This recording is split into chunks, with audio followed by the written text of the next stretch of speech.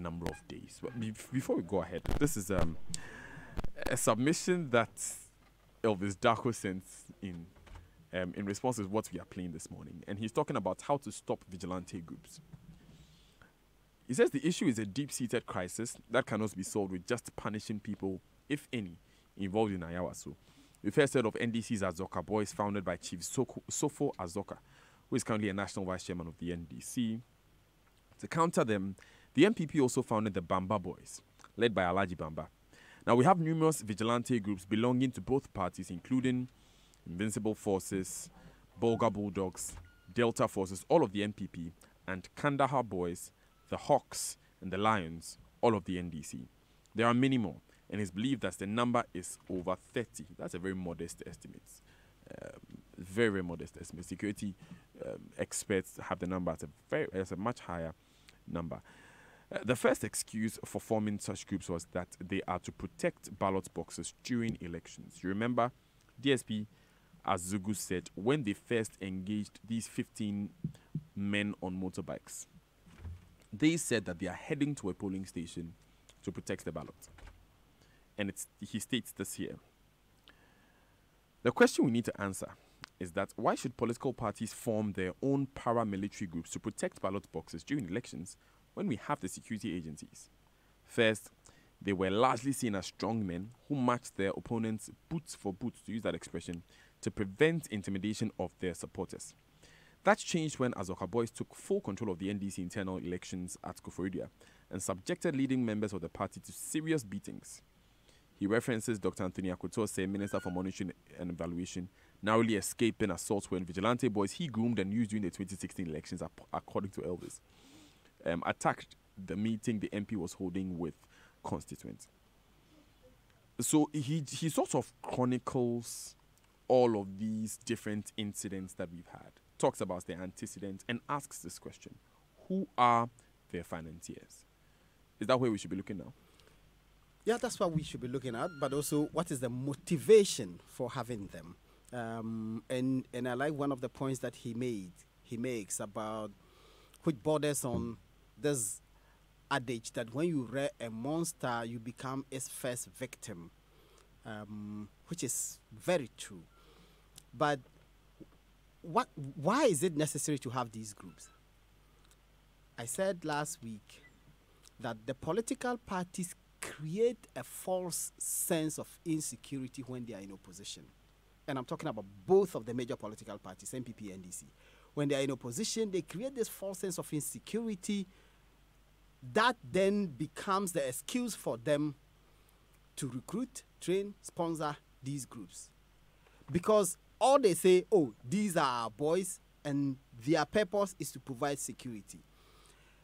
The shocking thing is, how is it that a party which has just lost elections all of a sudden also lose confidence in the state security that this party presided over, a government formed by this party presided over in the last 8 years?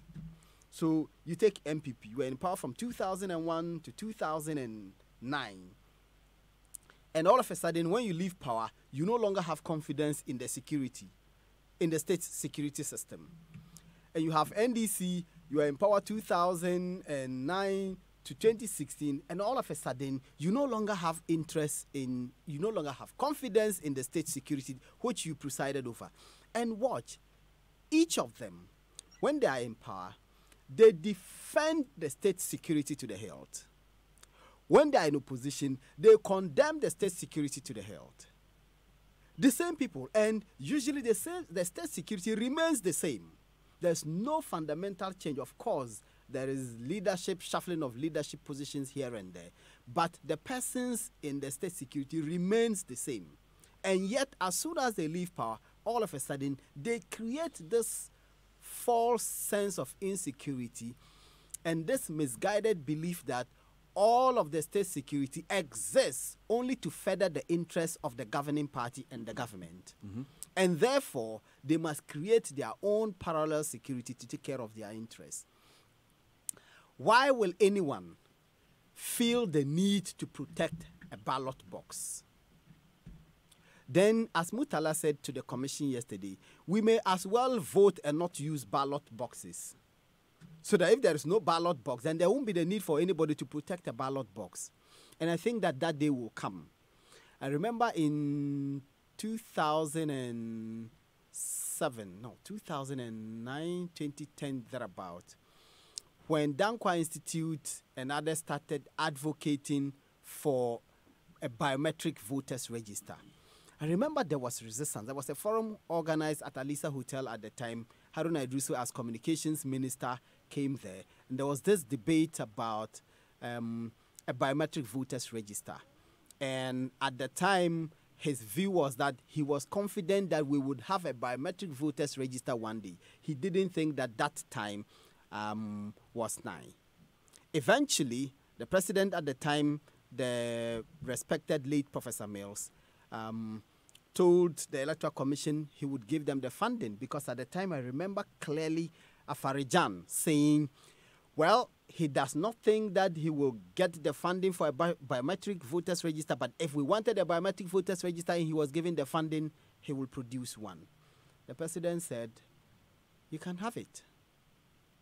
And that was it. That's how come we have a biometric register. And even the biometric register, what didn't the political parties do? They bashed people, they got minors to register.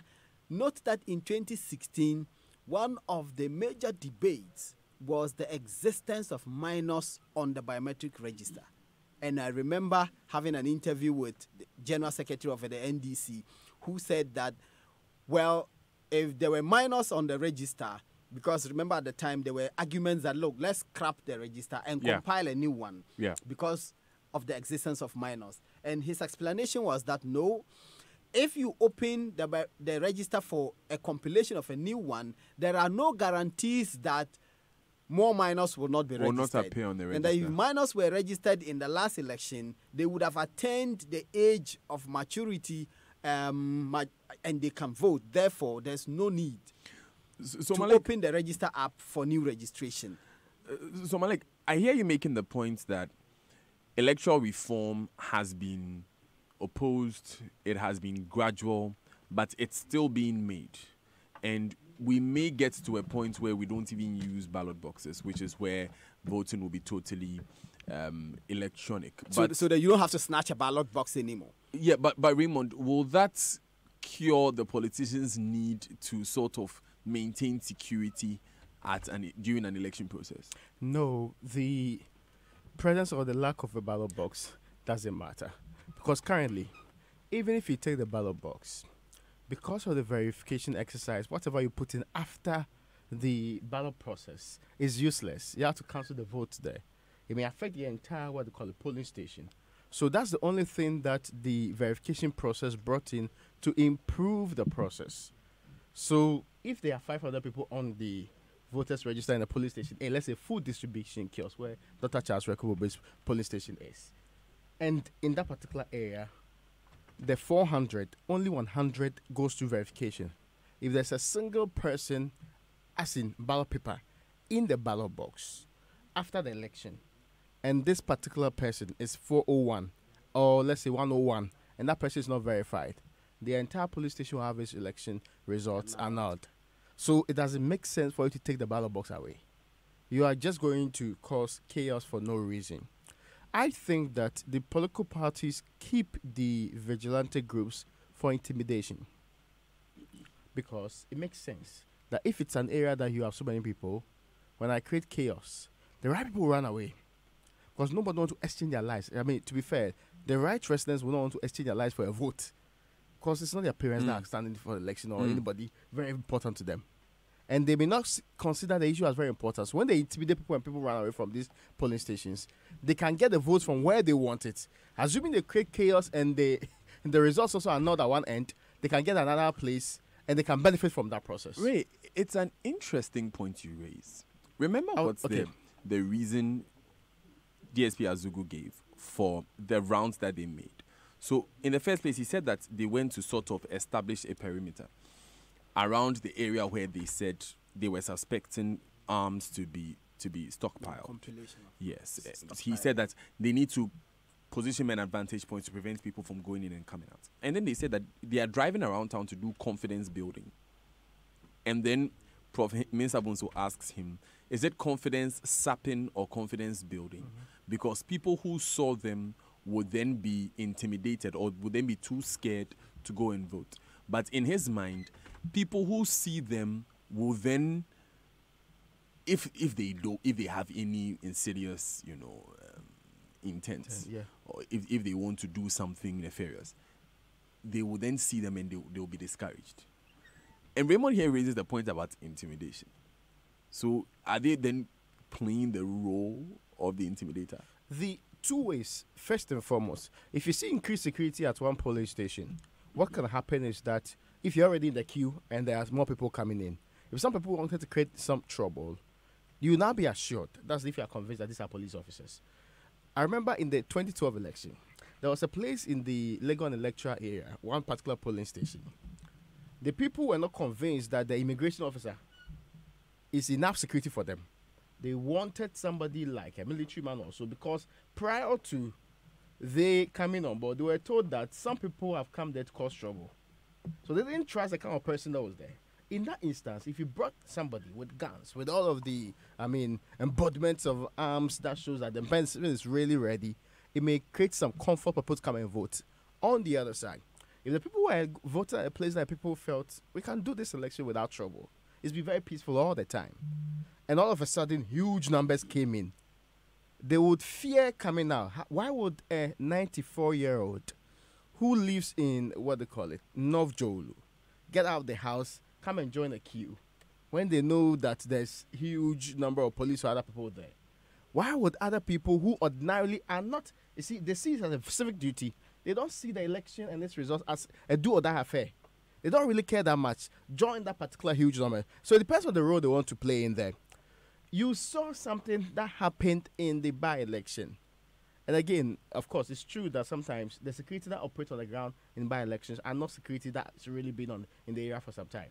Two things happen in this case. One, you don't want people to get used to people. A policeman that's been in this area may be known too many times. He's drunk in the area. He's been known to do all the things. So they won't take him serious and will not even comply with his directives. One other thing that I also heard that confused me was that the presiding officer is the lead officer on the ground when it comes to elections. I didn't hear when the complaints were being made about the positioning of one of these guys, as was complained by the police, that the complaint was made to the presiding officer. Indeed, it's the presiding officer that will say that, no, you are too close to the ballot box. Please move to a different place or stay back a little bit so that you don't intimidate the people. Why should that complaint be coming from another police officer? Because it is his polling station. Indeed, he can insist that the policeman be changed if the policeman is a nuisance to the process that they are supposed to be happening there. So, there are so many things that happened in Ayahuasca West World that made it really very strange. It made the entire electoral process new. It made it look like this is not what we've been doing all the time. So security officers who have no role to play in terms of positioning were quibbling and squabbling for places when it is not their job. Yeah. Because usually in these elections, because this is the structure of the elections, at the polling station you have a presiding officer. At the collation center, you have a returning officer. Yes. And, of course, you have the electoral commission chairperson or chairman who is the collation officer at the national level. Yeah.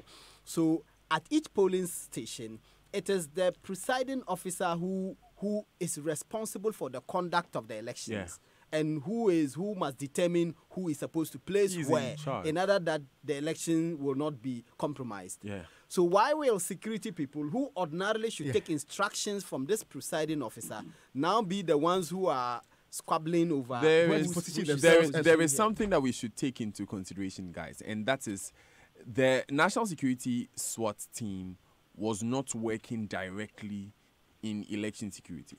Yeah, they said they were responding to a tip-off, but they felt that they should drive through town, and this is DSP Samuel Azugu speaking. They should drive through town and restore confidence, which is what really links to the point of intimidation that you raised. I understand that Prof. Franz, for example, will be joining us shortly to be part of the ongoing conversation, particularly about this interface. But really, Malik, there is vigilantism where people are organized like what we see with Delta forces, invisible forces, and what have you. And there is what we have seen, which is a security agency carries out an action and it's linked to vigilantism. My question to you, my question on my mind now is that point Prof. Mensah Bonsu raised about how these people become national security operatives in the first place. Isn't it something that we should be looking more at? Yeah, of course. You know that these civilian aspects of our national security, whether you like it or not, all of them or many of them will be people who have certain leanings to the political parties. Because you see, even the main structured security agencies, the police, all of these ones, you have infiltration of political parties.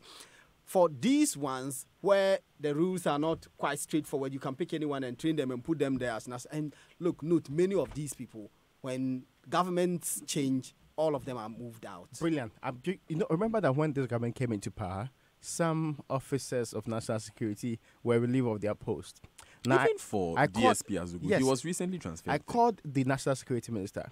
The Honorable Kandapa told me, no, these are not staff of National Security. They are people who are called in to do some specific duties and sometimes are on stipends that we are clearing.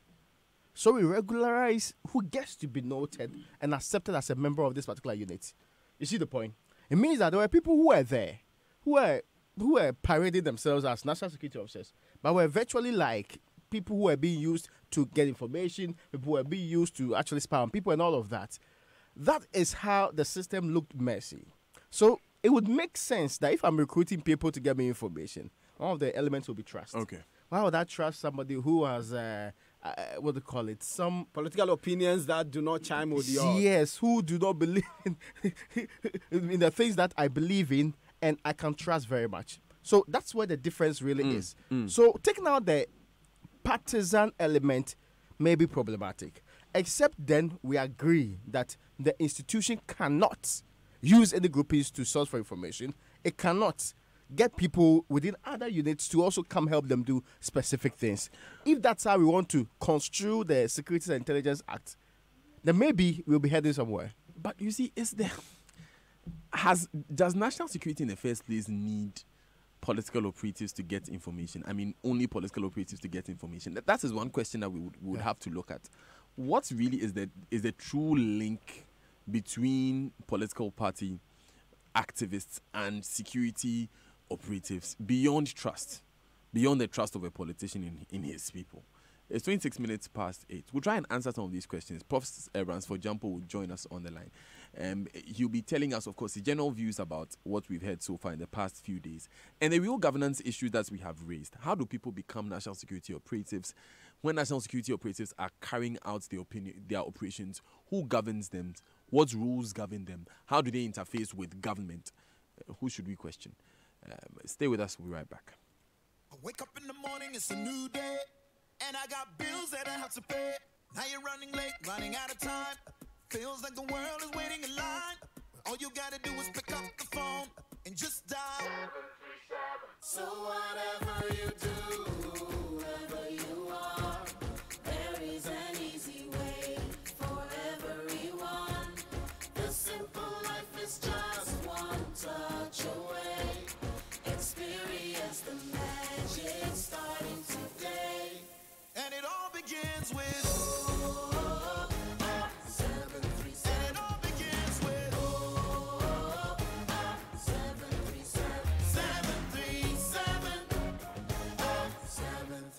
You see, I don't need to write or cash a check.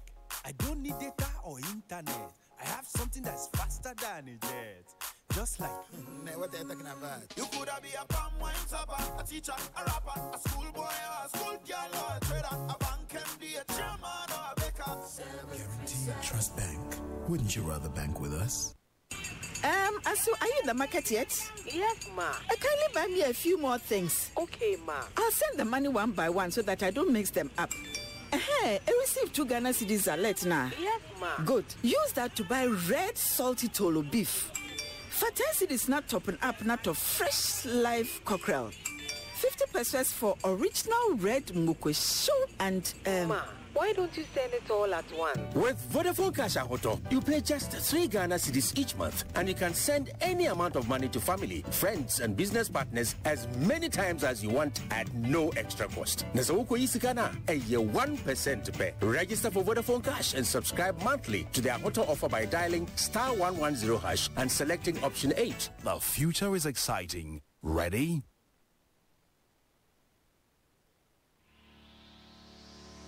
It's time to experience something different, unexpected, and definitely beyond banking. It's a new era at GCB Bank, Ghana's most welcoming bank, where we offer you a world of financial security, flexibility, and convenience. We swiftly serve you with over 180 branches and 300 ATMs, and provide e-banking solutions that make it possible for you to bank anywhere, anytime. When you need a personal loan, sooner is better than later, so we give it to you in 24 hours to make sure the experience is always memorable. At GCB, your opportunities are limitless, and we keep you smiling at all times.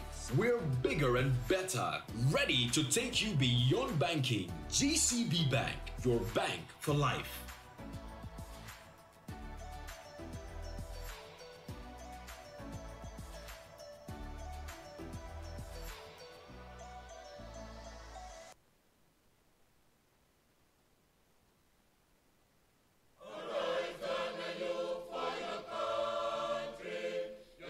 The management of the National Service Scheme wishes to announce to the general public that eligible Ghanaians who missed the opportunity to do their national service in previous years and now wish to do so have the opportunity to enroll from Monday 21st January 2019 to Friday 29th March 2019. Applicants are to present the following documents: a letter requesting for PIN code, a certified true copy of school certificate or transcript, evidence of deferment, an attestation or introductory letter from the institution attended, a copy of any of the following: voter's ID, driver's license, passport and national ID card, and a copy of school ID.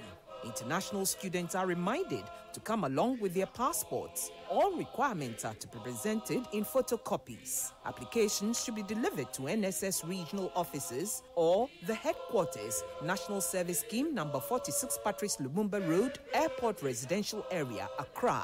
For further inquiries, please contact NSS on 0302 772714 or visit www.nss.gov.gh. NSS, service to the nation.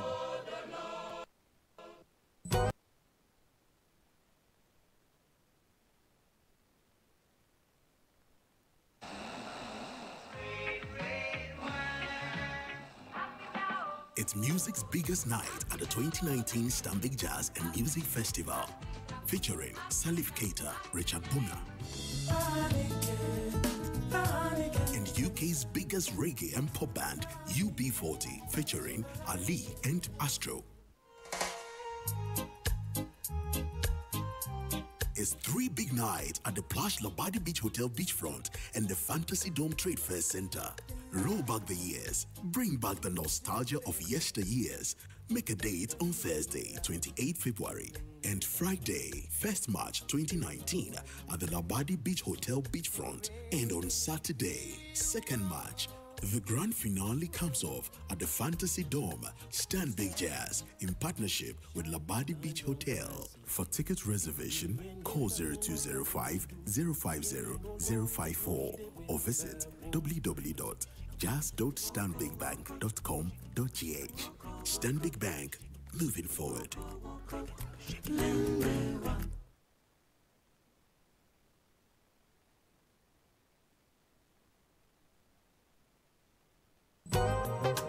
Global Communities invites you to take part in the official Yedia Project Training Registration Fair. It's implemented by the Global Communities, formerly CHF International. Among the technical trades offered for the 6 months training include electricals, tiling, masonry, metal fabrication. We also have 3 weeks entrepreneurship skills training in financial literacy, life skills, and business planning. So if you're between the ages of 17 to 24, unemployed, currently out of school, and interested in registering for training, please come to the premises of Atinko Media Village on Wednesday, 20th February 2019 at 8 a.m. prompt. Bring an ID. It could be voters, national health insurance, or birth certificate. We look forward to your attendance. This advert is brought to you by the Global Communities in partnership with Opportunity Industrialization Center, Ghana, Artisans Association of Ghana, African Aurora Business Network,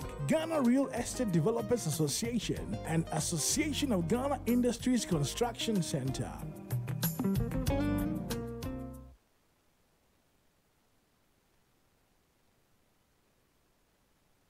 It's a new day. I want you to first think big, not small. Think of how great we can be when we work together. Together, we can ensure that our hard work will provide a better future. Together, we can provide a foundation for you and your business to succeed, regardless of its size. Together, we can create opportunities for all. Bank with us today and let's journey forward together. Forward together. Cowbank, forward together. Coffee in your cup and Joy on the set. The Super Morning Show is always the best bet on Joy 99.7 FM.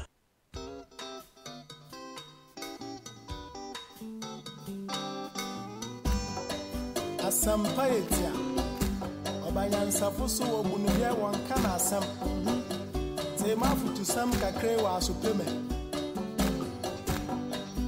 Yo kofi Oman ya woman Omani ya memana Geni baby ako Wacha za ya wareni Wonsom wanyinyi pa Asa dipa wofyo ye Yamo yambera ye Ebe ya ifirena Oman ya woman o Oman ya memana Adi waye no ra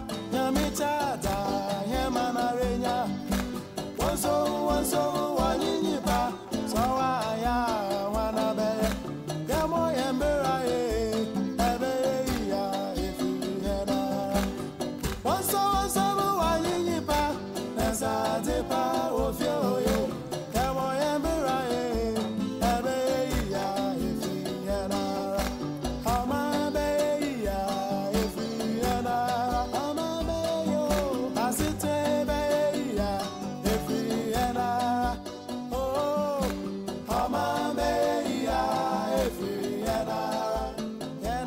Depending on the nature of the assignment, sometimes we go and lay ambush somewhere and we become prey to mosquitoes. So we have a particular gear that you wear that covers your neck and your face so that you will not get mosquito bites. So some of them, when we are moving, they put them on them as a precautionary measure. Based on the location that they are, they don't wear it, but when they get to areas that they know, this man will identify me, this man will identify, then they put it. You mentioned maybe they want protection from mosquitoes and so on, but this was an operation during the day. Yes, my lord. This particular operation, you say you cannot tell why some of them wear masks. Yeah, definitely it wasn't for protection from mosquitoes. Yes, my lord. I use that example to buttress the fact that in preparation for a possible staying outside overnight. Commander, you said the mask is not part of their uniform. They use it to protect themselves from mosquitoes. Yes, my lord. So if they are wearing them at a place where there are no mosquitoes, surely the commander is in charge and can ask people to dress properly, because this is an official operation. Ma'am, my lord. Never mind. Go on. My lord, I use the mosquito analogy as an it was an analogy. As an example. That mask that we use, it depends on the type of operation that we perform at a particular time. And I'm saying that mask, legitimately, when we go on operation, those who are known in the locality, for the sake of their identity not to be known, they are allowed to wear it. So they were wearing the masks with your approval? At that particular moment, I cannot vouch for that.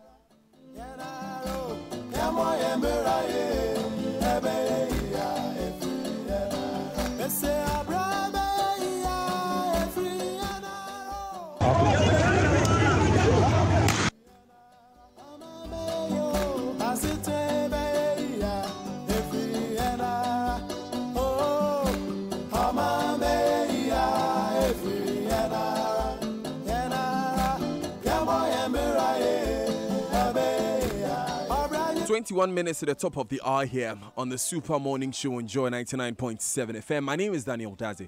Thanks for staying with us. I'm here with Raymond Aqua and Malik Abbas Dabo. Of course, Enimo Animado is also here. Key question we are asking this morning.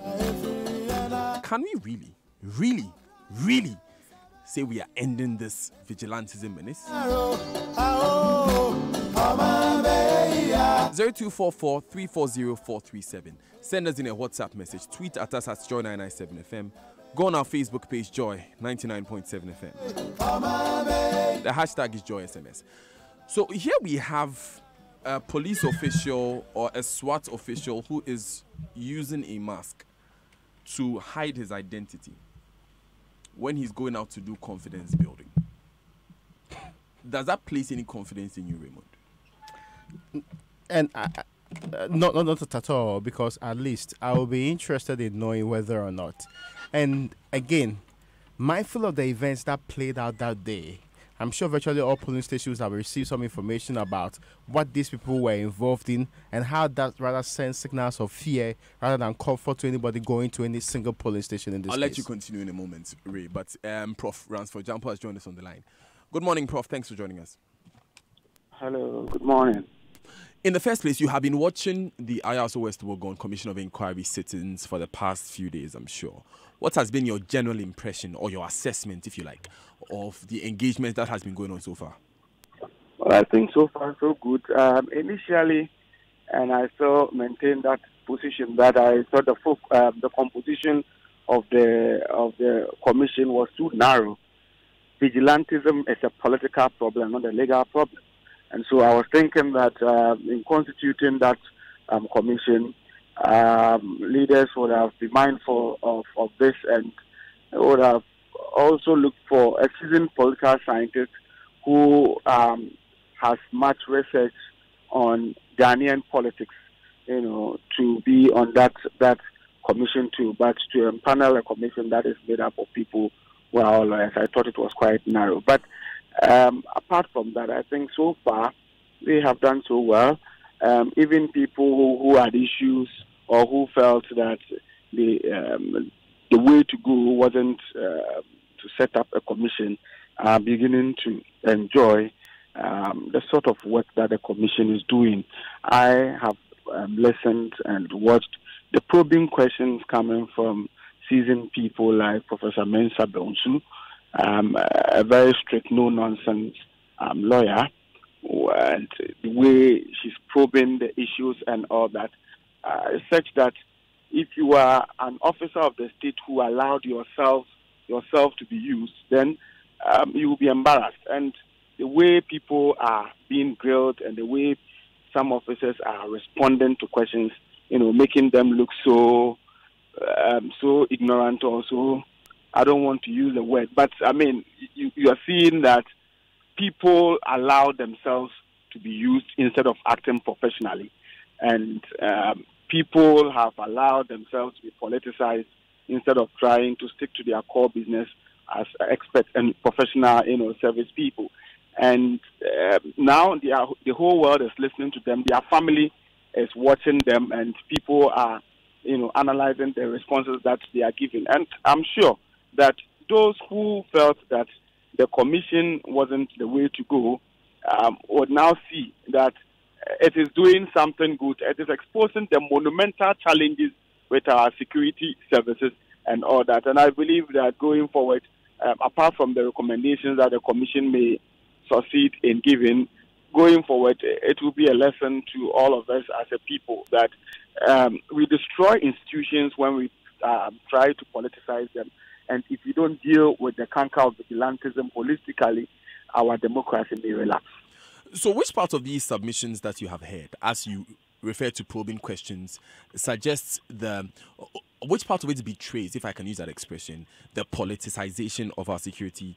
Well, you listen to the police officer who was trying to explain why people were maxed and all that. That part of the interrogation that went on clearly showed that, look, the man was making a mockery of himself and the answers that I felt so bad for him. I thought at a point in time that, look, this whole probing should even be discontinued and the man should just be dismissed, to go home, because the answers that were given were not adding up, and it made me at a point in time wonder whether he was even a professional police officer and all that. It looked like he had not even been to school before. The way and manner he was giving certain answers, I said, I mean, what is it?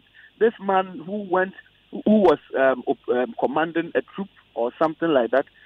If these are the people who are entrusted with our security, then we are all endangered as a people. And I am happy that these things are being exposed. And like I said, those who felt that the president didn't do well acting like this in bringing about a commission to look at should now be revising their notes. And we should know that vigilantism has been with us since independence. All political parties that are in opposition and in power have all had or still have vigilante groups. And the activities of vigilante groups have been with us since 1992. And so this is the first time you are having a regime trying to solve it in a different way. Previously, it's been like, well, we'll talk about it. We'll try to see whether there may be some prosecution. We'll not hear about anything that, by way of solution again. But at least, for starters, you have a regime that has put in place a commission to look at it. And I believe that, look, the vigilante groups are groups that are funded by the politicians themselves. And so when they go to misbehave, then it becomes difficult for the politicians to deal with them, because these are the people that we used during, our elections, and now they are misbehaving. And it is difficult for them. And so I see what is happening as a way of dealing with the solution, the problem, through the recommendations that may be coming from the commission, so that it will not look like, well, even though we made use of you, we are not the ones recommending your punishment, but it's the commission. And then I'm sure by that approach, we'll be able to find people who are culpable and then deal with them, so that it serves as a lesson and deterrence to those who may also want to take the laws into their own hands and to visit mayhem on people. Now, of course, for us to reach these solutions, Prof, we would have to first understand the issues and the problems. And you said earlier that these submissions are exposing the real issues with our security systems. They may seem obvious to some, but what have you noticed from these submissions? Well, I've noticed that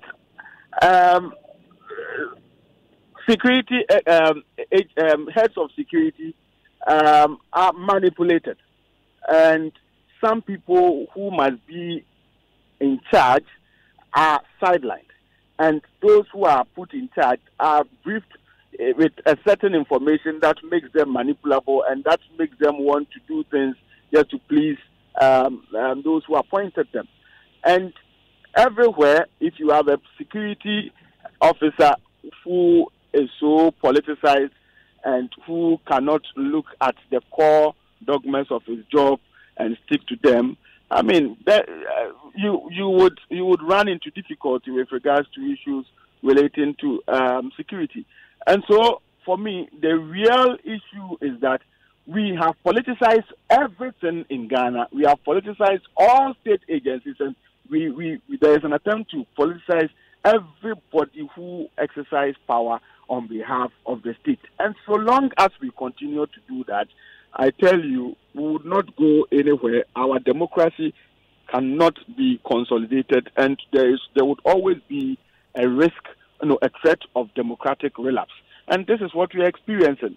And so the earlier we act on this to bring finality and solution to it, the better for all of us as a nation. Now, Raymond, for instance, refers to a conversation that he had with Albert Kandapah, the National Security Minister, where Mr. Kandapah admits that some operatives of the National Security, should I say, setup, were brought in by the previous regime and they had to be taken out. And we know that, for instance, DSP Azugu was unable to say how some of these civilian operatives were brought into the national security apparatus. You are a political scientist, but what does this really say about how politicians interface with their party folk? How are we not able to stand up to our party folk and say, look, security well, is security. It's not about can't... the NDC send people to the national security or whatever. What they do, they all do it. The MPP also sent, when they came to power, they also recruited people there. True. That's what they do. Yeah, so what I'm asking, Prof, is how... Appointments to such places, if you read Max Weber, he talks about meritocracy. It's those who merit, who must be given the appointment, and they must go there to fill positions that are vacant. But the way we have politicized our public service and all that, what happens is that every regime that comes to power would want to recruit its own people and place at certain places and all that. Every regime that comes to power would want to recruit people and place at certain places. And so the challenge has been that it is difficult to have police officers, for instance, acting professionally because they've been politicized. And so long as we continue on that tangent, I tell you, we can never build a credible security force. So this is where it begins, it's really, not Prof. about. It's not about some people were sent there by previous regime and somebody doesn't know how they got there and all that.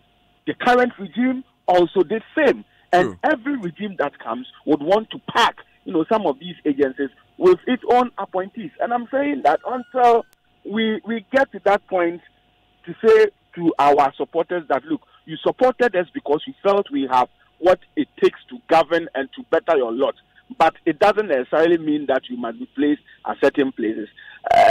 We would not be building and strengthening institutions. You see, that's the question I wanted to ask, because when you make a statement like that, some people will call it political suicide. We are unable to stand up to our party folk, and we have seen it repeatedly. The Delta forces went on rampage because they felt someone they wanted had not been appointed as national security coordinator or regional security coordinator in the Ashanti region. We've seen party boys up and now time and again demand certain appointments for people they favor, demand that they want jobs. How realistically do we begin to cure this give us jobs issue?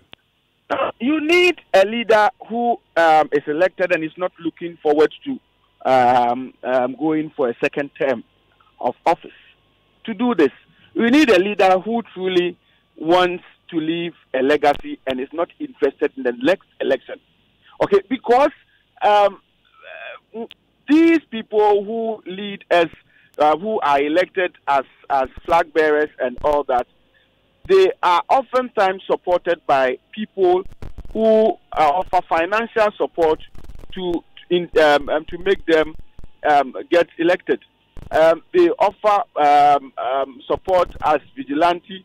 They offer cash, material resources and all that to help the base be elected. Now, after their election, they tend to pander to the suggestions and the views and the control of those who support them. Now, and then you also want to go for the next election. They tell you that, look, if you don't listen to what we tell you, then we cannot support you in your next bid. And stop them. And that's why I'm saying that you need somebody elected who tells you that, look, I'm not even interested in the next election, but I want to do what is good for Mother Ghana now.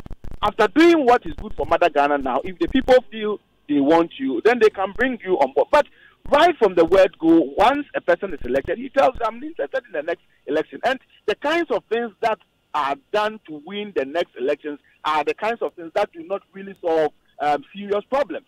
Because you may have to give in, you may have to do compromises here and there, just to be able to continue to attract or retain the support of those people who supported your first bid to be elected and all that. And so the point is, we need people who are not interested in any election apart from the ones that had brought them to power and all that. But otherwise, look, politicians would continue to pander to the blackmail of those who supported their bid to being elected. But Prof, for these people to even come to power to do the things you're talking about, they need to win elections. And we know it's a global phenomenon how people who in some way sponsor politicians gets their way.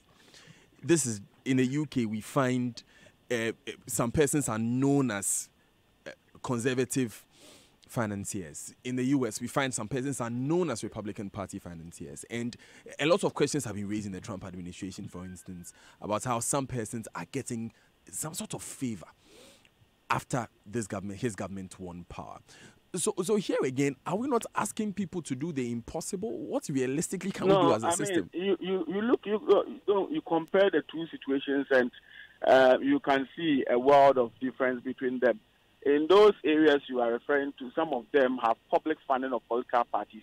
That tells you that limits the amount of contribution that one can even make to fund a political party. And so you pay $100 or you pay $1,000. I also pay $1,000, and so many people who want to fund you are also paying same amount of money. At the end of the day, nobody is seen as above anybody in terms of your support to the political party. Nobody has that power so much or undue influence to dictate the way the party should go, above everybody else's view and order. But in our part of the world, we don't have public fund of political parties. And so a few people donate to parties, and they hijack the activities of political parties. A few donate to the parties, and then they go on to say that after donating to the parties, we also have these men that we used to help the party win, and they will continue to fund them.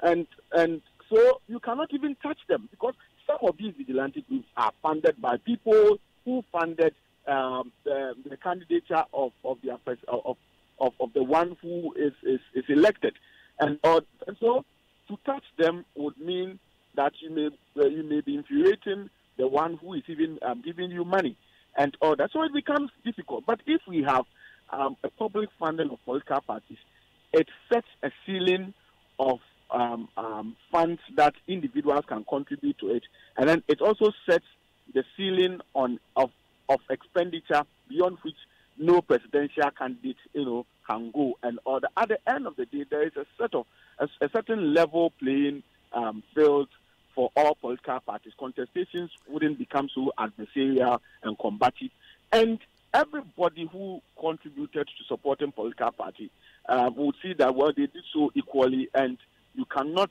on your own hijack a political party and then dictate to them and all that. So the point is, it is important we appreciate these things. We are growing as a democracy. Yeah. Some of these challenges are typical of fledgling democracies, but we cannot remain in that learning, in that fledgling status in perpetuity. We have to grow. And so when some of these things come up, we learn and find antidotes to them until we build a credible and professional police security service for ourselves. Until we desist or we do away with the practice of politicizing every state institution, we wouldn't have state institutions that will exist to sustain our democracy. I want to take you back to that point you made about the difference between our systems and systems elsewhere, because it may be important, because if we don't look at this as a political issue, like you said earlier, we may be missing the point. And, Mr. Trump's choice for Secretary of Education, which is like Minister of Education, in the U.S. was Betsy DeVos. Betsy DeVos is a known Republican donor. She's been a billionaire donor for years. And I could take you back to the vetting where she didn't even know some basic education policies that had been put up in previous administrations. So the question I'm asking here is that even in well-documented, regimented systems where we aspire to be like, the issue of how people get to power, it informs decisions they make when they are making appointments. How do we possibly cure this in Ghana? If you don't use the Trumpian case as an example, Trump's case is an exception. I mean, we all know how Donald Trump has handled issues with respect to his presidency of America. Don't use the exception to prove the rule. And America is not the only advanced democratic country in the world. I'm talking generally as a political scientist. Fair enough. What pertains to what happens in what pertains to other advanced, generally advanced democratic countries in the world. So Trump's case is an exception that shouldn't be used to prove, the rule. Generally, it is human that if people fund political parties, those who receive the funding would sort of have a certain soft spot for them. But if we have an accepted framework that generally funds political parties, and then give limitations or feelings on how much individual can give, then nobody becomes overly important to any presidential candidate or any political party. Thank you very much, Prof. Ransford Jampo, for joining us this morning. My pleasure. It's always a pleasure speaking with Prof on this matter. And really, I love where the discussion has gotten to with Prof, because in the first place, he calls it as it is. He says this is beyond security. This is about politics. This is about people being appointed into security organizations because they are party boys, because they are being rewarded. It's not limited to one party, and that is the heart of where the problem is. So wherein lies the solutions? I mean, it always comes back to the political economy, doesn't it? We have to try and answer these questions very quickly, and then move to our next discussion. But we'll take the Joy Business Minute now. When we come back, Malik and Raymond will have a say, and then we'll open the phone lines quickly before we move on. But we still have more of DSP Samuel Azugu that will be playing for you. So stay with us. This is the Super Morning Show. Do you agree, for instance, with Prof. Jampo that the submissions of DSP Azugu show that our security systems are heavily politicized, and it is mainly about security operatives and officials not having the fortitude to stand up to politicians? We'll answer these questions when we come back from the Joy Business Minute. Stay with us. Good morning. It's the Joy Business Minute with Daryl and Karen. Government says it is committing to prudent expenditure to help support existing Bank of Ghana measures to stabilize the cedi. The local currency has significantly depreciated against the dollar, currently being sold at around 5 cedis 31 per Swiss. Chairman of the Public Interest and Accountability Committee, Dr. Steve Mantiao, has warned Ghana could be losing out on important petroleum businesses at the GMPC due to the ongoing turf war over recruitment of a procurement officer. The Ghana Commodities Exchange has, in the 3 months of beginning operations, traded some 400,000 cedis worth of white and yellow maize. The CEO, Dr. Kadri Alpha, says the exchange has spent the last 3 months stockpiling. Elsewhere, the founder of Huawei has said there is no way the US can crush the company. Ren Zhengfei described the arrest of his daughter Meng Wanzhou, the company's chief financial officer, as politically motivated. And those are the latest stories. Do catch us again at 3:06. No great story ever begun with, and we stayed at home all day and did nothing. Adventure, that's where great stories are born. Adventure has enough room for friends. It's spacious. Adventure happens in the city and out in the rough. Adventure has your back, front, side, and side. Adventure is affordable and available. Ignite your own adventure with the all-new Renault Duster with a new sleek design, comfortable drive, 360-degree multi-view camera, hill descent control system, a 1.6-liter efficient and powerful engine, and so much more. Adventure. The all-new Renault Duster is sold and serviced by Premium Motors Limited. Call 0307-079977 or visit the Renault showroom at Atiko Junction on the Kaneshi Odoko Road. Renault. Passion for life. Hello and welcome to the MTN Weather Report. I'm a dry. But this year, whatever your needs are, we're there for you. Now the details of my weather report. 15,000 cities could blow from the intertropical boundaries across the country. We can also see a mist of fog patches of 25,000 cities and a heavy monetary downpour of 30,000 cities are a move to treat the dry season across the country. Now, ladies and gentlemen, everywhere you go, whether it be school fees or acquisition fees, we're there for you. Rent advance, salary advance, your sorted advance, because with MTN, we're there for you. Now keep talking, browsing, texting, and sending Momo to accumulate points and win prizes each month to cushion you this year in the MTN More For You promo. 80 dial *120 hash. Now check your points. We're there for you everywhere you go. Everybody make us see you do the dance. Do the dance.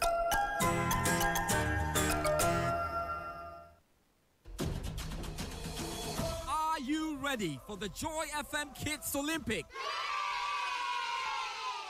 Is your child a budding sports talent? Is he or she a healthy competitor? And most importantly, between the ages of 5 and 12 years, then your child could be the next global sporting icon. That journey to greatness begins at the maiden edition of the Joy FM Kids Olympics. 3 Saturdays of absolute fun and healthy competition in athletics, table tennis, swimming, football, basketball, and taekwondo on the 9th, 16th, and 23rd of February 2019. Venues: Lincoln Community School, and Ghana International School. Simply log on to myjoyonline.com to register. You can also pick up a form from the front desk of Joy FM or get a copy of the junior graphic for registration forms. For more information, call 0244 471 402 or 0249 862 903. The Joy FM Kids Olympics is proudly sponsored by Blue Band, Holland Life, and Schoolbox Plus. The Joy FM Kids Olympics, where the search for the next global sporting icon begins.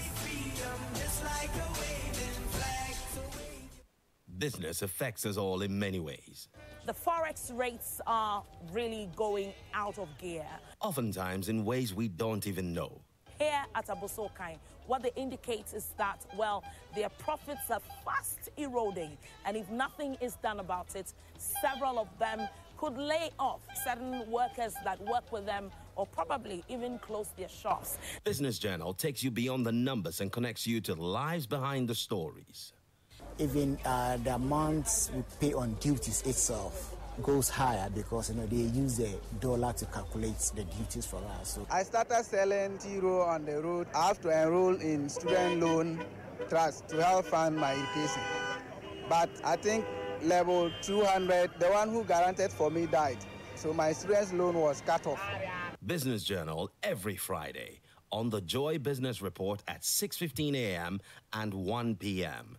Every high school student is a patron of the good old metallic box, trunk. Don't miss the Business Journal. It's everybody's business. Now, this very moment, it's the pulse of possibility, potential, power.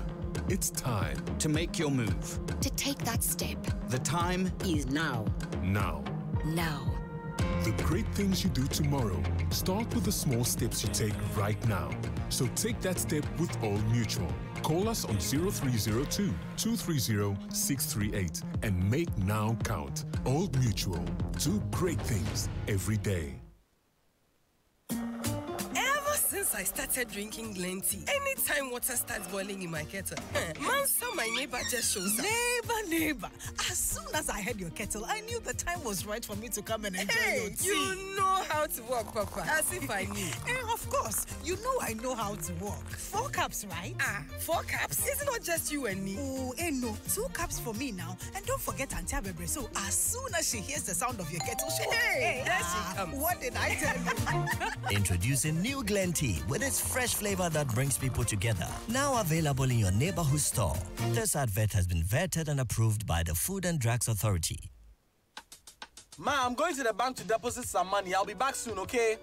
Kofi, with all that has been going on, are you still going to deposit money at the bank? Oh, Ma, don't worry at all. I keep all my money at the bank and it's safe. The Bank of Ghana has taken some bold measures to strengthen our banks and protect our money. This will ensure that the banks have more capital to do their business and are better governed so that they can protect the money we entrust to them. Banks will also be able to provide better services to their customers and support more businesses and the economy as a whole. Wow, Kofi, that is very good. We should continue to keep our money in the banks and not take them to unlicensed institutions which promise us the moon and yet run away with our money. Kofi, go and deposit your money at the bank and come back quickly for your lunch. Their punchy cracker is almost ready. Bank of Ghana, promoting a safer and resilient banking system.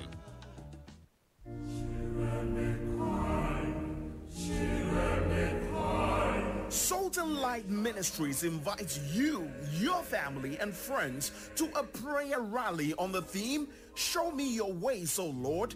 Teach me your paths. Guide me in your truth and teach me. Psalm 25 verses 4 and 5a.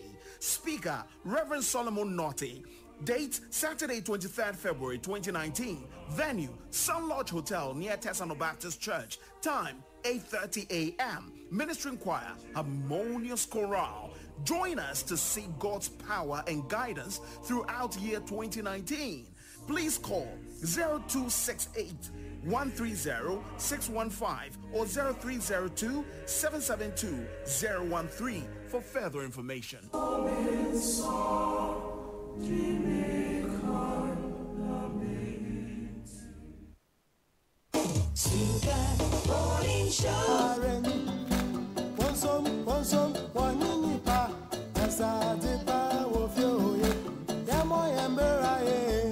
Ebe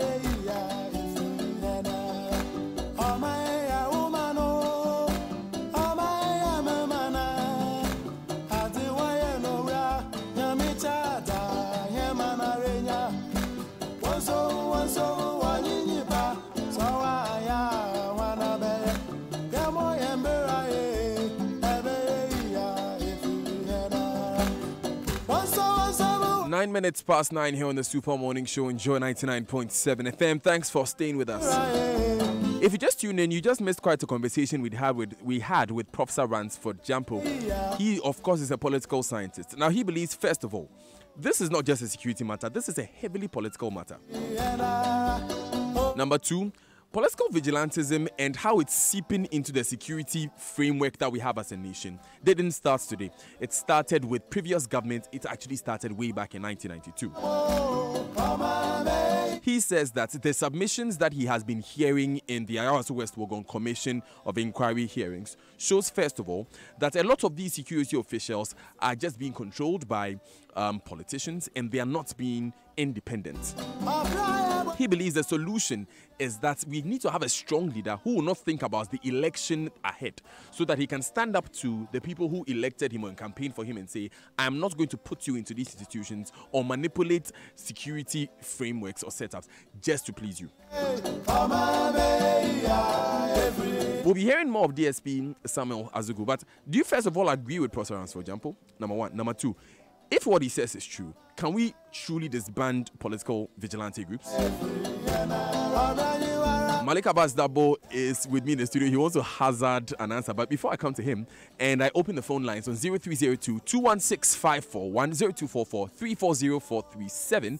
Text messages are brought to you by Afrodan. Your back must last you a lifetime. And Glyco Travel Insurance Policy, we cushion you for life. Now, Afrodan is offering you today the most comfortable chair in the world, period. The Nightingale Extreme Comfort Chair. It has over 10 thoughtfully engineered features, especially customized for your health and comfort. So working has never had it this good. Go to Afrodan on the first floor of the Swansea Shopping Arcade and feel this chair. You'll be amazed. Now, with over 30 years in the stationery business, Kingdom Books and Stationery now offers a 30-day credit facility with no interest charge. We deliver free within Accra, Tema, and surrounding towns. So call us on 0302-764-101 or 762-307 or visit kingdomgh.com. Kingdom Books and Stationery Limited, your number one stop shop for all office essentials, stationery and furniture.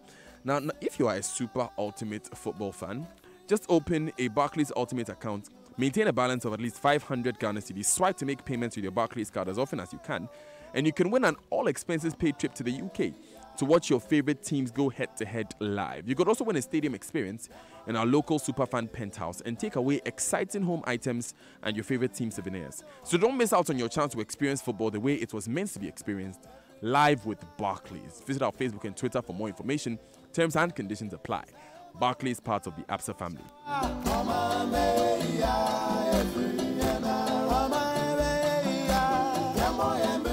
Now, before I bring Malik in, let me just say happy birthday to Malik Mustafa Dabo, Senior Sales Executive at Adum TV.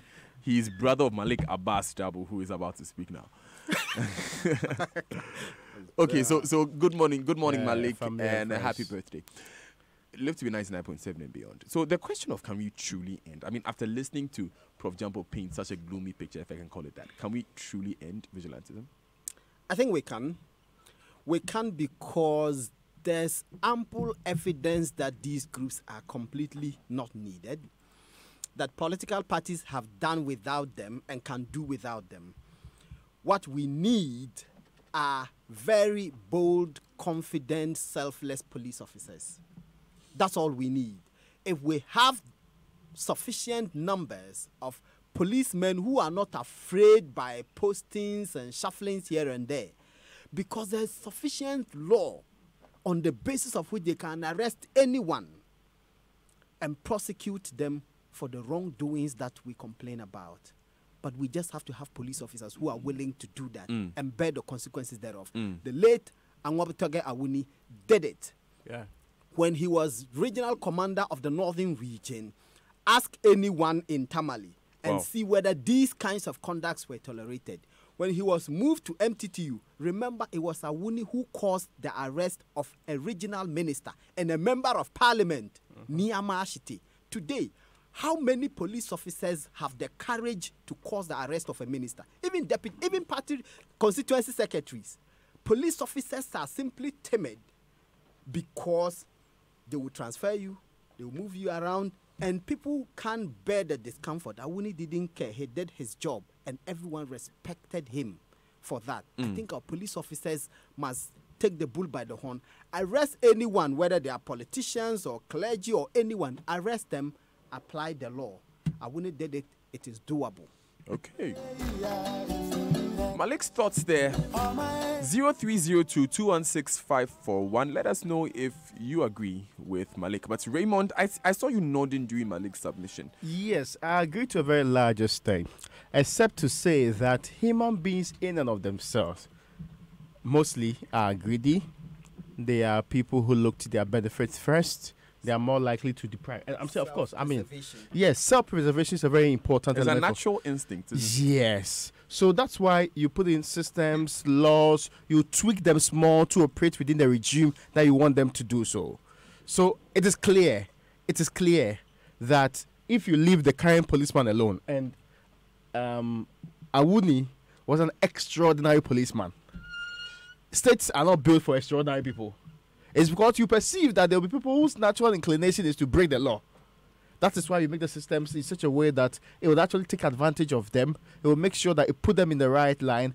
And examples are made of people for others to see.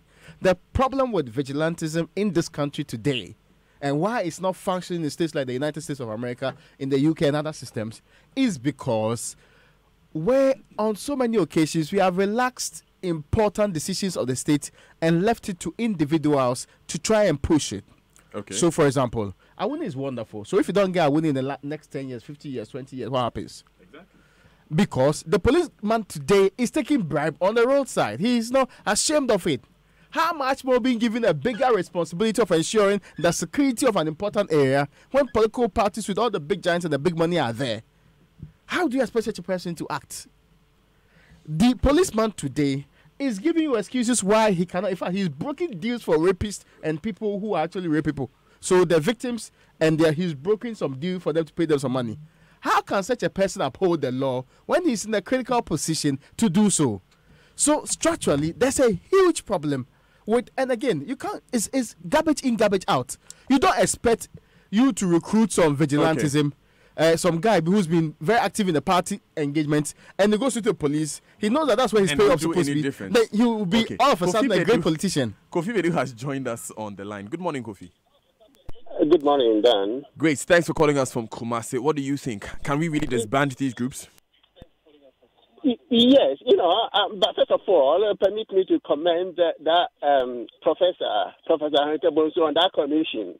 In fact, she has made the women in this country, not only in this country, all over the world, so proud. I'm also so proud of her because, I've got a woman who is a mother to me, and this woman, I'm so proud of her. I'm so proud of her. She should keep it up. Thank you. Then again, there are certain crimes in this country that the punishment is so meek. And I think that the punishment of these crimes ought to be tougher. Now, one is rape, and then this killing, and then causing harm. It's been so meek. It's been so meek. That is what has emboldened certain people to carry on doing it. And I wish it would be tougher. Thank you very much, Kofi Bedu, for calling us. Shem is calling from Pram Pram. Good morning. Good morning, Danny. Yes, let's hear you. Do you think we can disband these groups? Of course, Danny. There's nothing that's impossible. We can do this and we can do this. And I'm only saying this because I believe that as people, we are supposed to think through some of the decisions we make. And in our constitution, I believe it's a major problem as well. How does the president appoint an IGP and you expect the IGP to go chasing the president? Danny, we must think about these things.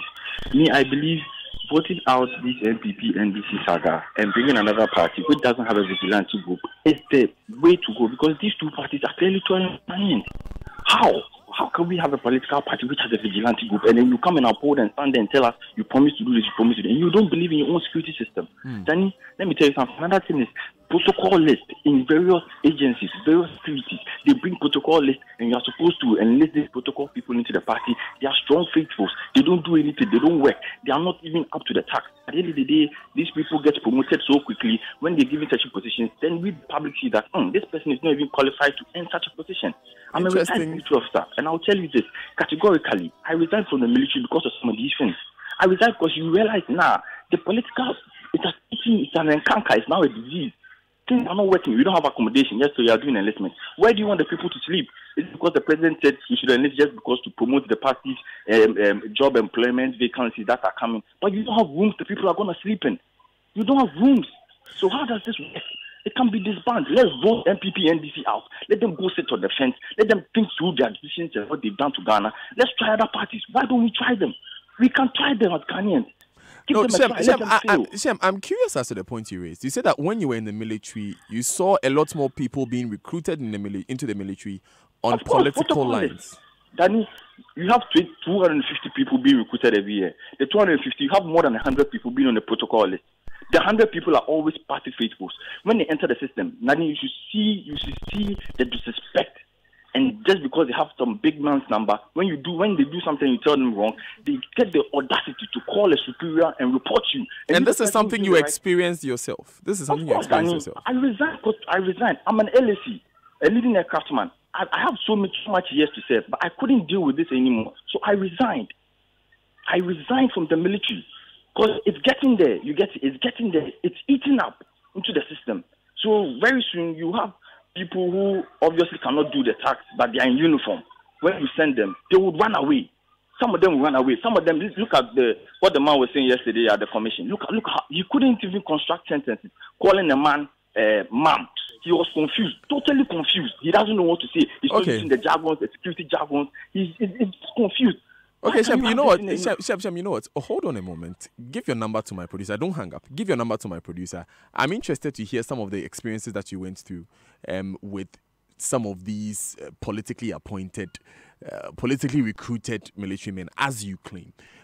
But William is on the line from Tema. Good morning, William. Yeah. Good morning, William. Yeah, good morning, Daniel. Great. Let's hear you, please. Yeah, Daniel, my issue is that, Joy FM can do this. I believe Joy FM.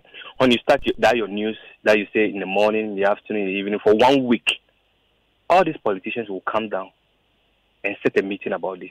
This is too much. See, the kidnappers and everything, the man disgraced himself yesterday. And somebody has died. Assuming this is America, what will happen?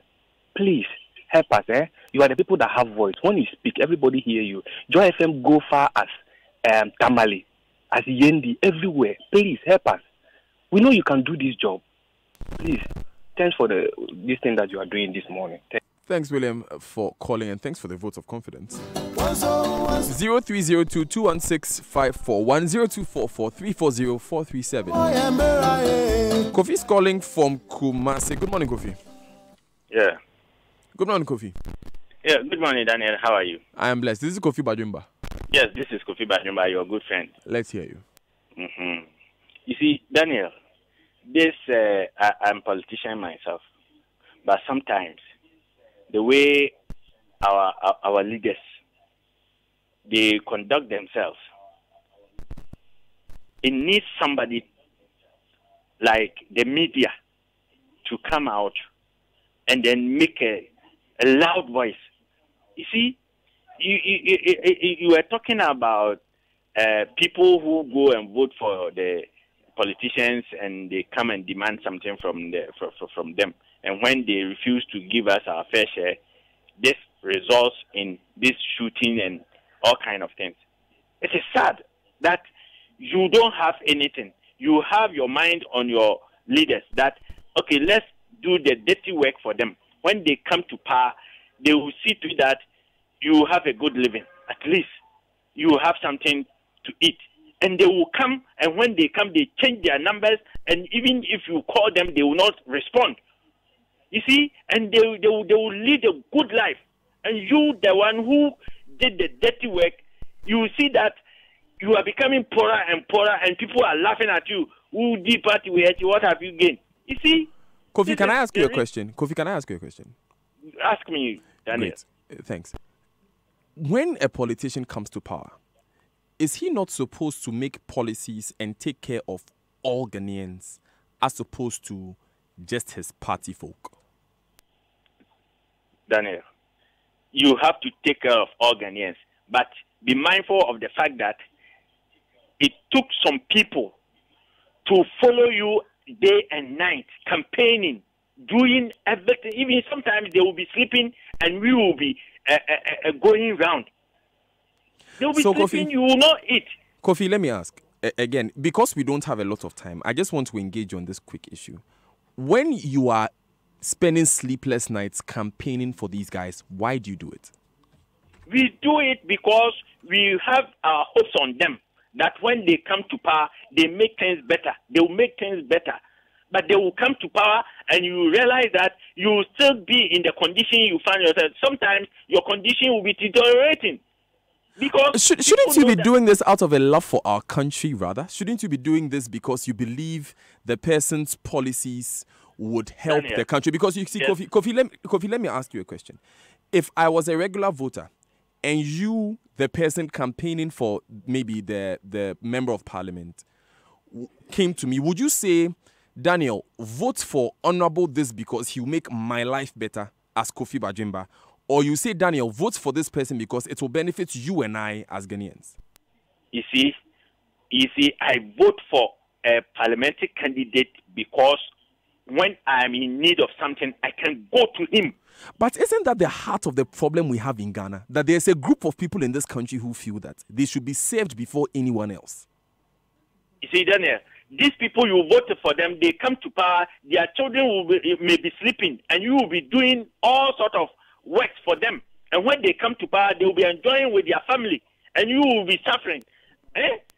And you are telling me you should think of the nation. Think of the nation, then the MP or the president that you have voted for, that you have toiled for, should first think of the nation. If he thinks of the nation, by all means, you will also benefit. But they come and they think of themselves. Okay. They will put their family members and everything in there, they will be enjoying and you will be suffering. Thank you very much, Kofi, for calling us from Kumasi. Thomas is on the line from Amra here. Thomas, good morning. Good morning, Daniel. So you just heard Kofi talk about why he campaigns for people and why he should be saved first before any other kind of Ghanaian. What do you think? I have a suggestion that I want to make. Talk to me. Oh, okay. You see, this vigilante group that we are talking about, if there is a law that says that if NDC or MPP, they cannot disband their group, and the 2020 election that we are going to encounter, if they cannot disband their group, then it means that they are not going to take part in the election, so that we can get another president from other party. That is my suggestion. Thank you, Thomas. Very simple suggestion there from Thomas calling from Amra here. 0302-216-541, Now, how many reasons do you need to watch DSTV? There's so much football, EPL, La Liga, FA Cup Magic, Italian Serie A. There are intriguing fresh Ghanaian and international contents like YOLO Season 2, Heels and Sneakers Season 2, or God Friended Me. Kids content on Disney Junior, CBBS, and Nickelodeon.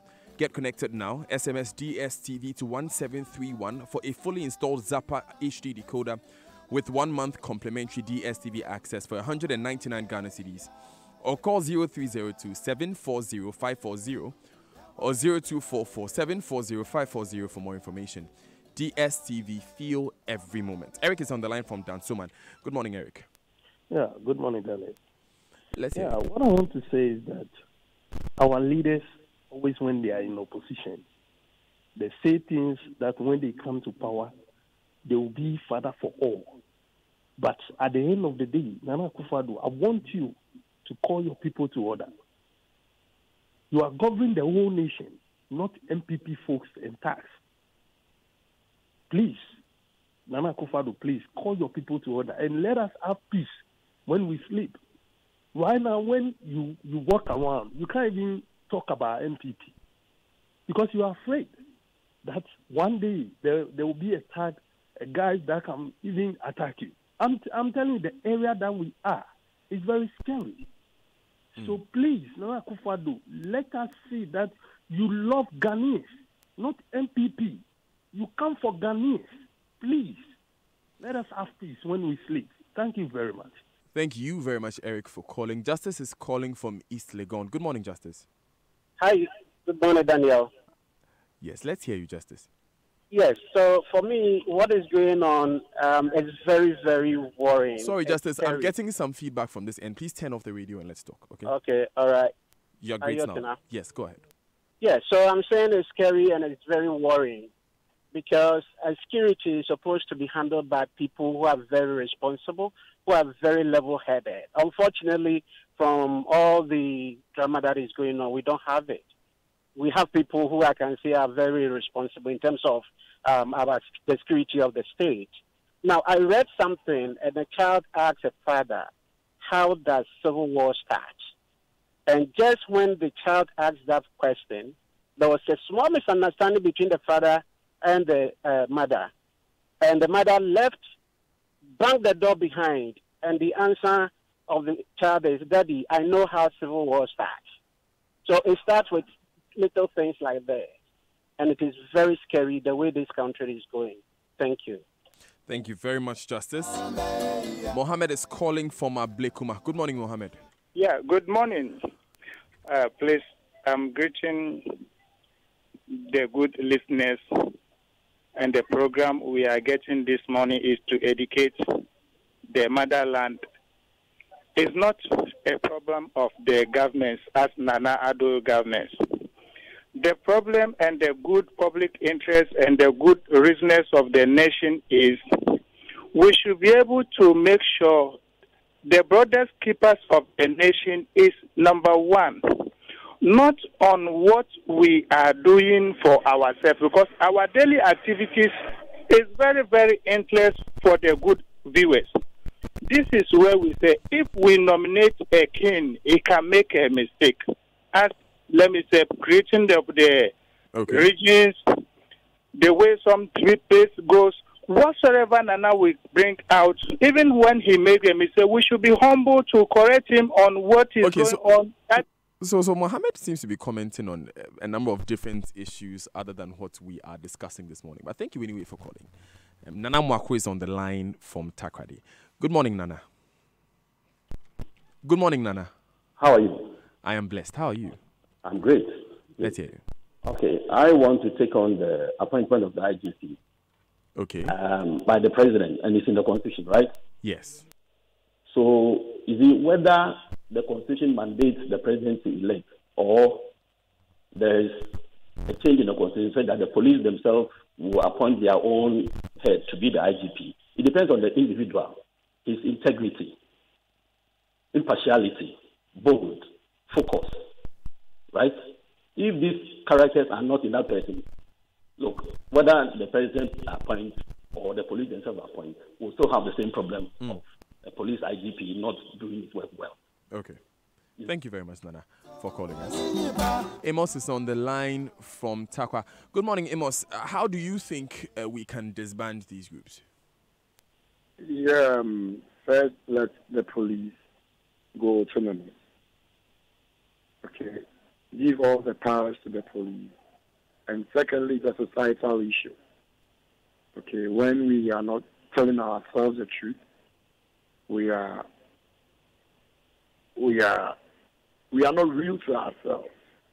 There's too much hypocrisy at its highest peak, and it's wrong. So, I think we should learn one or two things from Uruguay. They will die for their community when you're on the pitch, when you are playing. It's all die things. And Ghana, we need to seriously look at how we go for it. Because police must go autonomous. That's what I think. Thank you very much, Amos, for calling us from Takwa. Jake is calling us from Odoko. Good morning, Jake. Yes, good morning, Dan. How are you doing, sir? I am blessed. How are you doing? I'm doing well, my friend. Okay, so how can we disband these groups, Jake? You know, it's simple. I'm getting some feedback here. Sorry. Please turn off the radio and let's talk, okay? How can we disband these groups? Yeah, I'm thinking it's simple. You know, those in authority, like the president, the ministers, and so forth, they have to come out and speak about these things. When they are mute, they are quiet. It's like you are saying, or you are the picturing, or what they are portraying is a bit different. You know, the magnitude of this thing. So, let me say something, Mr. Dazi. You know, today you are sitting behind the console. Several years ago, there was somebody sitting there, and now the person is in power. We are not hearing them. So are you saying that today, if you are also speaking for me and I'm the president, you keep mute over something that we're fighting for all this while? They have to come out and speak. They shouldn't keep mute. This is for the national interest and not for any political party interest. Thanks, Jake, for calling us from Odoko. Daniel is on the line from East Legon. Daniel, do you think we can even disband these groups in the first place?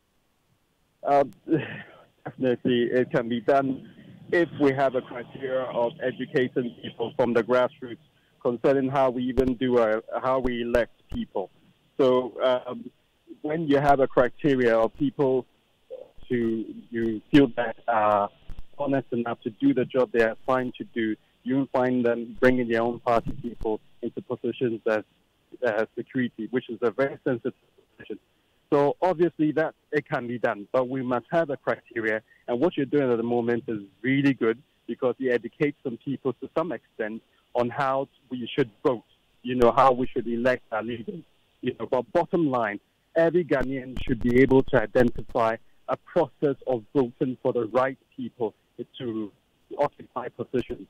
But we've all been, sort of, in a way, not sure. We just do things haphazardly on how, just because we know somebody's popular and that's how we vote. But there must be a clear criteria that Ghanaians can be educated on how to vote for people. Bottom line, that has to be done. Otherwise, it will still continue. You can go anywhere you want. It's still going to be like that because that's the system that most people know. Thank you very much, Daniel, for calling us from East Legon. Joe is on the line from Pantang. Good morning, Joe. Good morning. Let's hear you. Do you think we can disband these groups? No, we cannot disband them. Why do you say so? We cannot disband them because the political parties have taken an entrenched position. What will happen to these vigilante groups will be that there will be chaos that will be to an extent that every single Ghanaian one day will say, no more. When I say no more, that means going to get to the peak. Yesterday, if you are listening to the security analyst, that's Kosi Eni, it tells you that the political parties have taken a position. And one of the security men said, all the political parties know what they do with the police when they are in power. So when they are in opposition, they don't trust. That will continue. The only day that vigilante groups will stop in Ghana, it will be when it gets to the peak. Ordinary Ghanaian, me and you, will say no more. Kojo Nkrumah was on your seat. He is now information minister. When he organized the press conference in Koforigia, was he speaking for the ordinary Ghanaian? He was speaking what the political party has written for him to come and speak.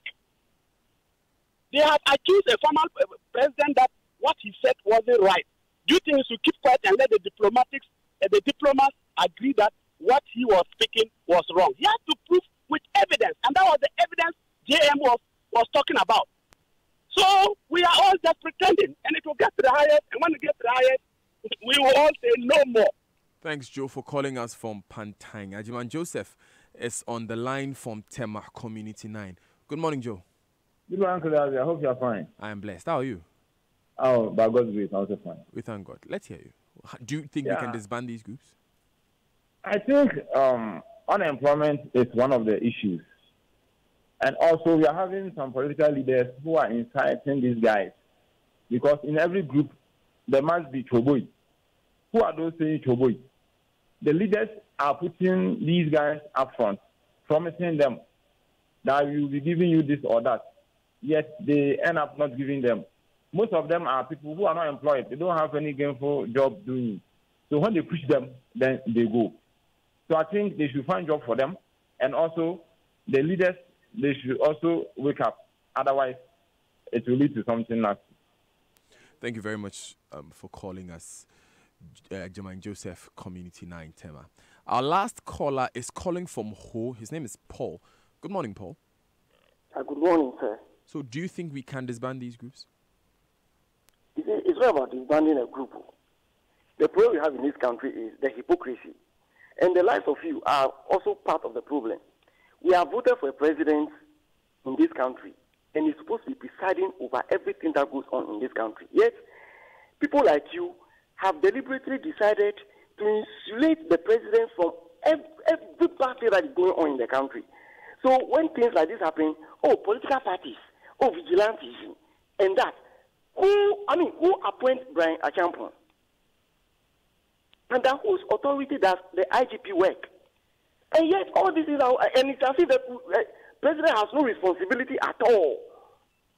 You see, that is the problem with you, multimedia. You make this president feel so comfortable. That is why these things will continue to happen. I'm telling you. Thanks, Paul, for calling us. Paul was our last caller. He called from home.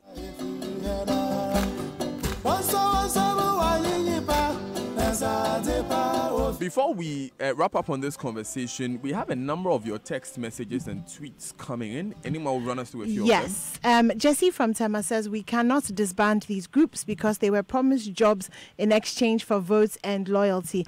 If they are disbanded, they will cause a massive headache for the political parties that they voted into power. Anthony says Kofi Bajimba has just described 90% of Ghanaians right now. I do you a favor by getting you into power to help me in return. If the politician or the top man is not promising anyone something but to work for Ghana and her citizens only, this favoritism politics would be lost.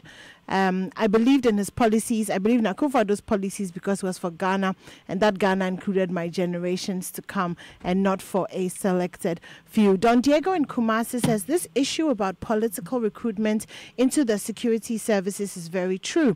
I'm a witness to it. Now it's even worse. I can confidently say without fear that about 95% of those recruited into the various services are through protocol without proper background checks. The time to speak out is now or very soon. The animal we're rearing will soon devour us all.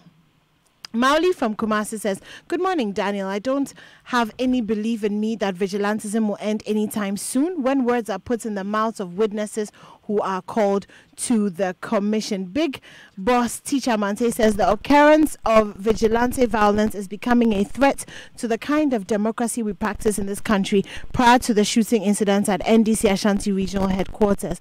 Dissolving the vigilante group is the only option to restrain from this barbarism. Success in Kaswa says political vigilantism has become more or less a permanent feature in the quest for political power. From the days of Nkrumah to this Fourth Republic, these are boys who are loyal to the influential political figures or unemployed fanatics of politicians who are grouped to provide internal security.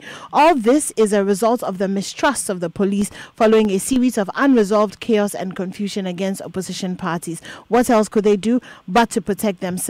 Hence, vigilantism. This one says even a fool can dissect to know that this DSP is lying through his nose. Honestly, this man must be sacked immediately together with his outfit. I am very surprised at how quiet all those who rose against the police brutality under John Mahama's reign. Come to think of it, what were the police and their masked men doing at Bawaleshi on that day? If it is not a calculated intention of intimidation, our security force, they do the bidding of the one who pays more, and that is the facts. And Daniel, that's about it.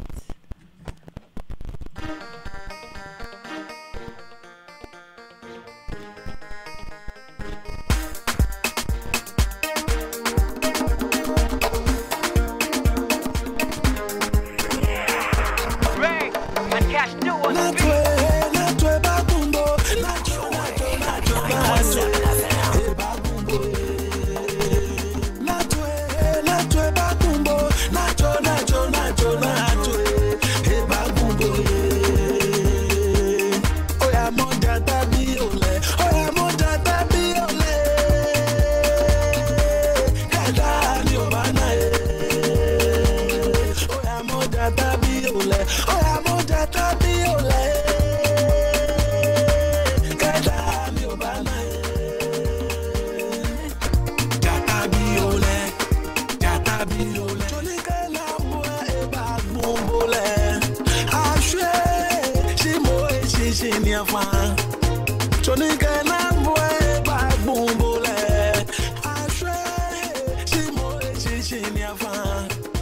No,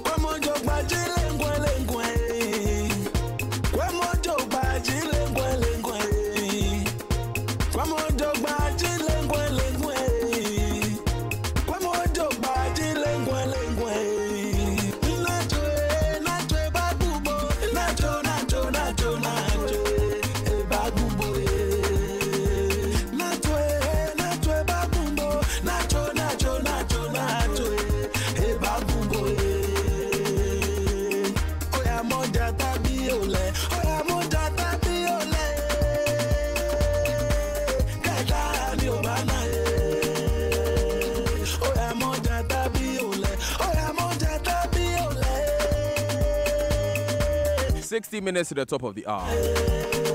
So the song in the background means, here's the stick. You've gone for a baby lion to raise it. One day, that lion will grow up and eat you up. It's by Danny Best.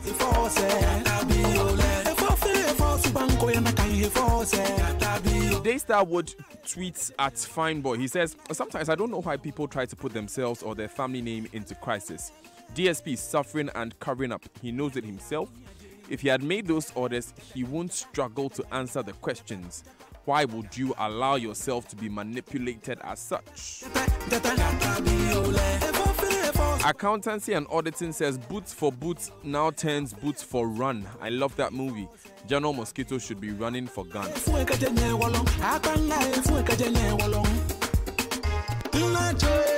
So much more that you've been saying on our Twitter as well. We'll take these importance messages. When we come back, we'll go through a few of them. And then we'll wrap it up. This is the Super Morning Show on Joy 99.7 FM. I am Daniel Daze. Here with Enimo Enimado, of course. When we come back, there's more. At Afrodan, we believe that many of the problems people have with their health is as a result of the way they sit. In other words, your chair can kill you. Here's Dr. Marcus Mann of the Chiropractic and Wellness Center. What you have to remember is that the spine is the lifeline to your body, and posture is the